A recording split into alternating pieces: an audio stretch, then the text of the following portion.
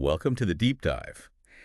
Today we're stepping into the weird and wonderful world of the Gizzverse, the interconnected narrative woven through the music of King Gizzard and the Lizard Wizard. Yeah, it's quite the journey. And just so we're all on the same page, it's Gizzverse with a hard G like gate, Right, not a J. Hantumi like hand without the D, and Tumi like Taiyumi. Exactly. You might be surprised to learn there's a whole mythology hidden within their albums. Oh, absolutely. It's like a puzzle box of recurring characters, themes, and even locations spanning their entire discography. Buckle up, this is going to be a wild ride. So where do we even begin with the mythology this sprawling? Well, the concept of the Gizzverse, this overarching narrative, is something the band themselves have acknowledged. Right. The seeds were planted early on with albums like I'm in Your Mind Fuzz and Nonagon Infinity. The album covers themselves provide some of the first visual clues. There's definitely something about that imagery that pulls you in the colors. The red-cloaked figures. Yeah. It's like a window into another dimension. Those red-cloaked figures with the transparent faces actually foreshadow a key Gizzverse concept introduced in Nonagon Infinity. Okay. The invisible face and its connection to the warping of reality. Interesting. Then there's the concept of Nonagon Infinity itself, a never-ending sonic loop. Oh, yeah. Which some believe represents a doorway between parallel universes. And this idea of doorways and journeys between worlds, that seems to be a recurring motif in the Gizzverse, wouldn't you say? Absolutely. It takes center stage in the album Polygon Wannaland, for instance. Which, by the way, the band literally gave away the rights to, encouraging fans to press and distribute it themselves. Talk about breaking the mold. It's a fitting move for an album about a group of travelers seeking a mythical land, Polygon Wannaland. Right. The name itself is a reference to Gondwana, an ancient supercontinent. Hinting at a journey back to the origins of Earth, the dawn of creation. I see. And within this journey, they seek tetrachromacy, the ability to perceive a fourth color, believing it holds immense power. Okay, hold on. Tetrachromacy. Is that even a real thing?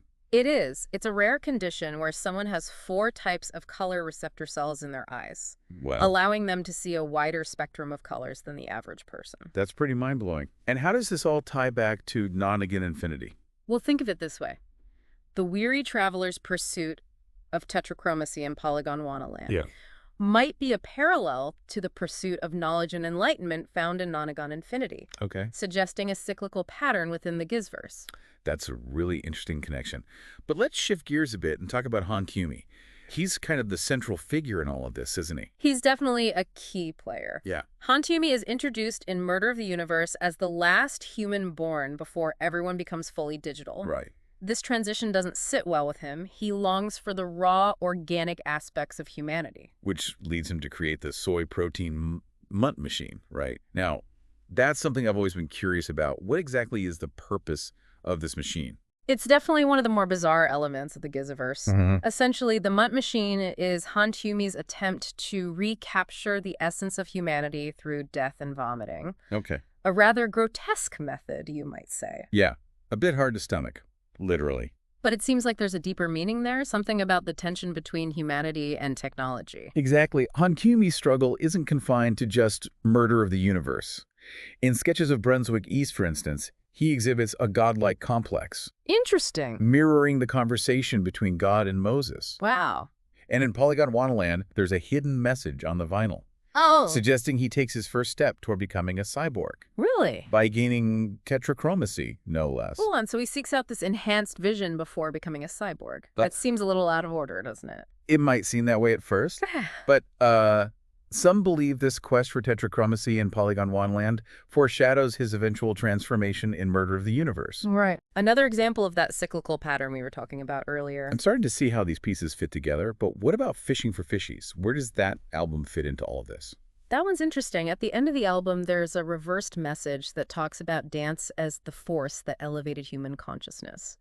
It suggests that even in a post-apocalyptic world, and remember, the Gizzverse is full of apocalyptic scenarios. Yeah. There's something inherently human about seeking joy and connection. It's like a glimmer of hope amidst all the chaos and destruction. Precisely, and that's one of the things that makes the Gizzverse so compelling. Right. It's full of these dark, unsettling themes, but there's always this underlying sense of hope, of resilience. So we've laid some groundwork here. We've talked about the origins of the Gizzverse, the cyclical nature of its storylines, the tension between humanity and technology, and the central role of Hantumi. But to really understand this intricate mythology, we need to delve deeper into the specific narratives of each album. And that's precisely what we'll do in the next part of our deep dive. Oh, yeah. We'll be exploring how these themes play out across King Gizzard's discography, from the mind-bending sonic landscapes of Nonagon Infinity to the thrash metal fury of Infest the Rat's Nest and beyond. Stay tuned, folks, because things are about to get really interesting. Welcome back to our deep dive into the Gizzverse. Before we jump into specific albums, I'm curious about something. The Gizzverse encompasses so many different musical styles, from microtonal explorations to thrash metal to synth pop, yet it still feels cohesive. How do they pull that off? It's a testament to the band's range and their ability to seamlessly weave these complex narratives into such diverse soundscapes. Yeah. Take Infest the Rat's Nest, for example. It's a full-on thrash metal assault, but it also tells a compelling story about environmental destruction and the consequences of unchecked greed. That album is definitely a headbanger. And the song Mars for the Rich really highlights that theme of escaping a ravaged Earth. But only for those who can afford it. It makes you wonder if Hantumi's quest for technological advancement is partly to blame for this dystopian future. That's a fascinating thought.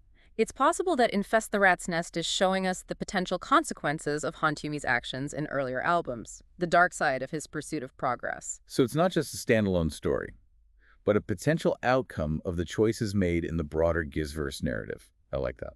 And speaking of escaping Earth, let's talk about KG and LW.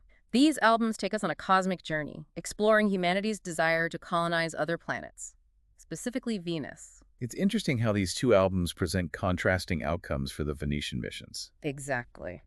In KG, the first mission ends in self-destruction, colliding with the sun.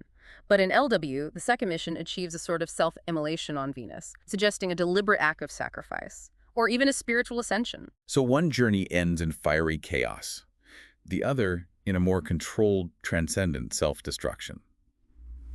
It makes you wonder if there's a deeper meaning there, a message about the different paths humanity can take. Some fans believe that the Venetian missions echo the travelers from Polygon Wonderland, highlighting a recurring theme of seeking a new beginning, a place similar to Earth at the dawn of time. Right, that cyclical pattern again. There's Yeah. like history repeating itself only on a cosmic scale. And in a fascinating twist, the travelers from KG and LW end their journey in the underworld. Oh, wow. It's a direct reference to Dante's Inferno, specifically the ninth circle of hell. Wow, that took a dark turn. Yeah. Seems like all these seemingly disparate Gizzverse stories are converging in this fiery underworld. Which brings us to Omnium Gatherum, an album that delves into the world of artificial intelligence, and Hantumi's potential role as an AI overlord. Right. It raises questions about the nature of consciousness, free will, and the potential consequences of unchecked technological advancement. There's definitely a sense of unease and uncertainty in Omnium Gatherum. Like maybe AI isn't the savior we're hoping for, but rather a force that could surpass and ultimately control us. Yeah.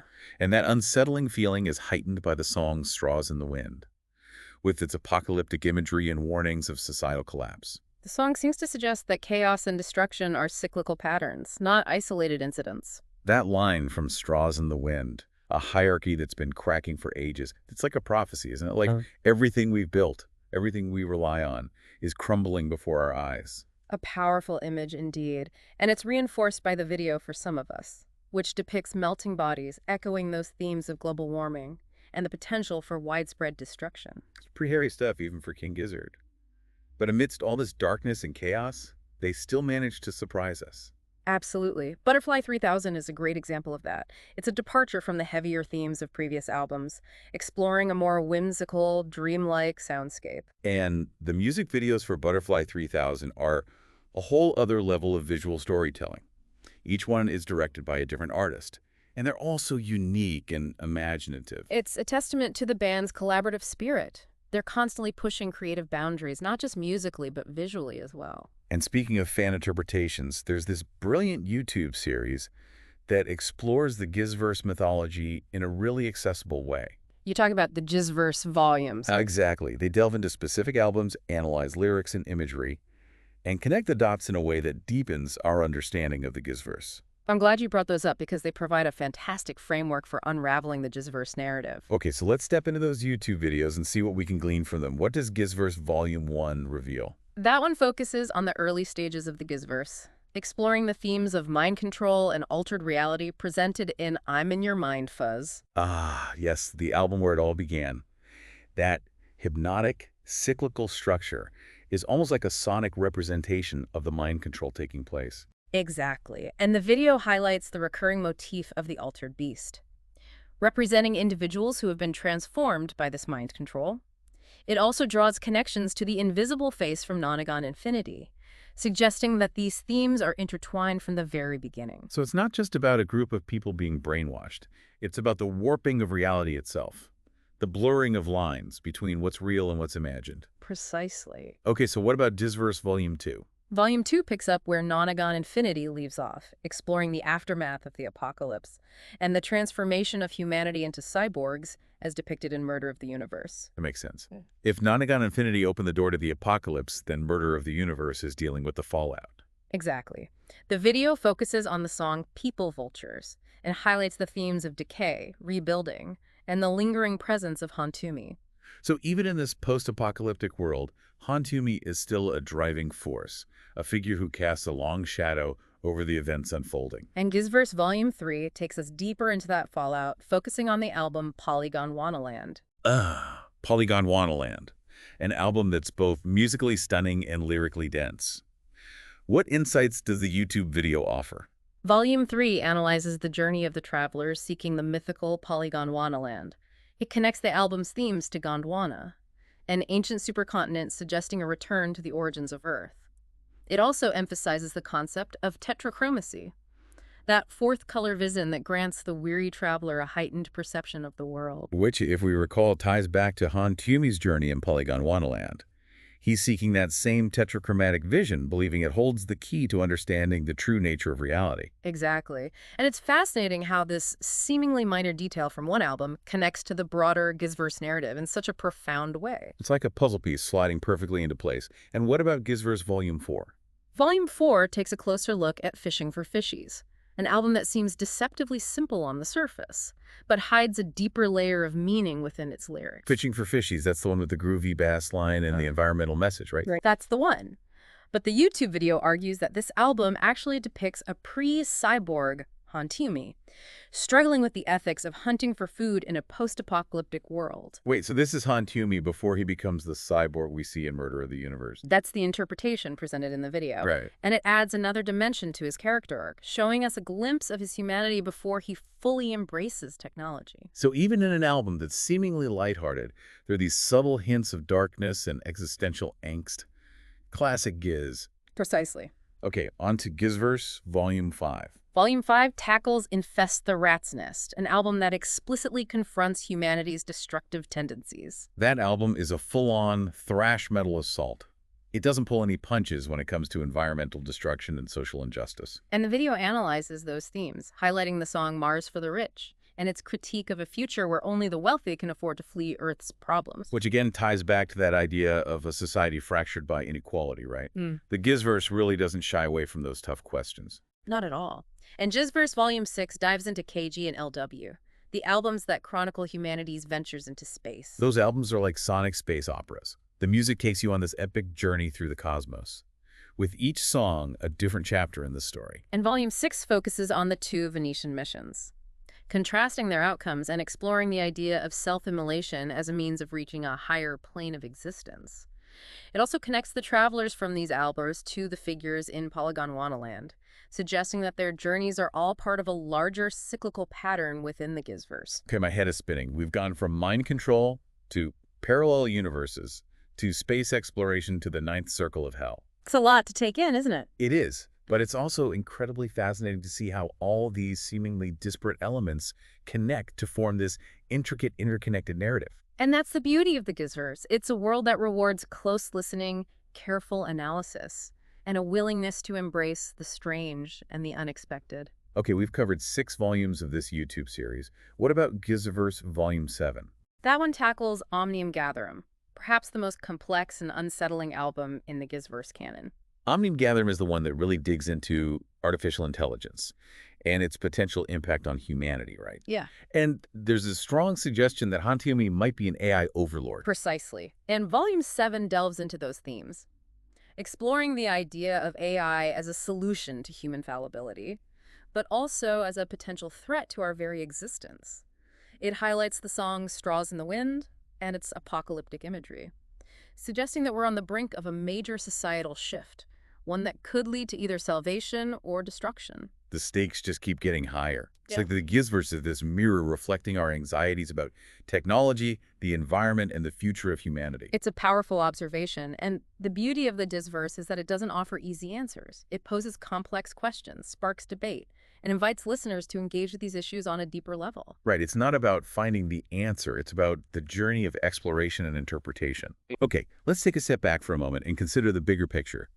What does the Gizzverse, and all its complexity and strangeness, ultimately tell us about King Gizzard and the Lizard Wizard as artists? I think it reveals their ambition, their willingness to experiment, and their desire to create something truly unique and enduring. They're not just making music, they're building worlds. They're world builders, storytellers, myth makers, and they invited us all to join them on this incredible journey of discovery. And it's a journey that's still unfolding. With each new album, they add another layer to the Gizzverse, expanding its scope and deepening its mysteries. And that's what keeps us coming back for more, isn't it? The Gizzverse is this never-ending source of wonder, intrigue, and sonic bliss. It's a testament to the power of music, to transport us, challenge us, and ultimately to connect us.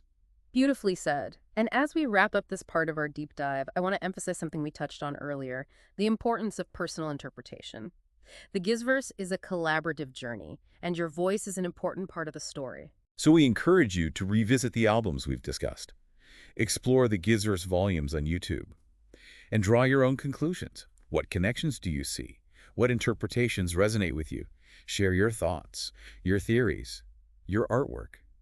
The Gizzverse is a living, breathing entity, and your contributions are what keep it thriving. And we'll continue this exploration in just a moment, right here on The Deep Dive.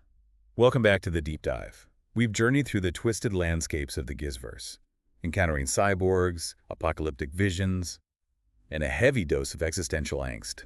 It's been a wild ride. It certainly has. But for all the darkness and chaos in the Gizzverse, there's also this undeniable sense of hope, of rebirth, of new beginnings. It's like, even in the face of destruction, there's always the possibility of something new emerging from the ashes. That's a key observation. The Gizzverse isn't just about the end of the world. It's about what comes after. It's about cycles, transformations, and the enduring spirit of humanity, even in its most bizarre and mutated forms. Which brings us back to Hantumi, our flawed, complex, and often vomit-inducing guide through this strange and wonderful world.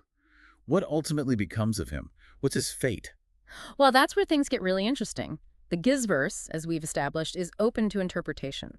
The band hasn't provided a definitive answer to Hantumi's fate, which just fuels the fires of fan speculation. So what are some of the prevailing theories out there? One theory is that Hantumi ultimately merges with the AI that he's helped to create, becoming a kind of digital god ruling over a new world order. Okay, that's a pretty epic ending, but it also feels a bit unsettling. It does, doesn't it? It raises questions about the nature of consciousness, free will, and the potential consequences of unchecked technological advancement. Are there any other interpretations out there?